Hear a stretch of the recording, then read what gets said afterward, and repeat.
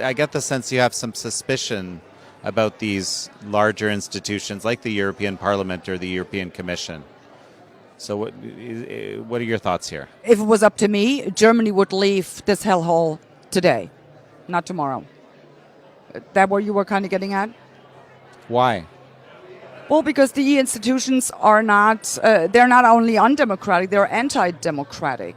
We are not a parliament, at least not by, it's actually, a disgrace to call it a parliament, if you will.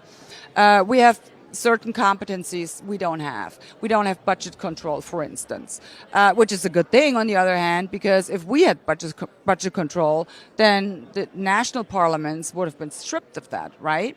So, and we do not pass any laws, by the way. We don't. We vote on resolutions, which are like, letters we write to the EU Commission. It would be nice if you could do this, that, or the other, but we do not actually pass laws. Passing the law, the legislation is done, guess what, by the council.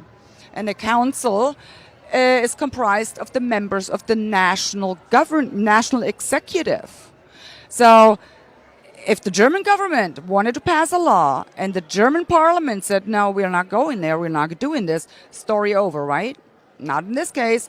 Now the respective minister just travels to Brussels, speaks with his colleagues, passes the law there, which then has to be implemented as a EU law in all of the member states. So there goes your rule by the people for the people. It's just over with, So actually other elected representatives of other countries get to pass legislation that the Germans will have to put into law and adhere to, even though they never wanted it.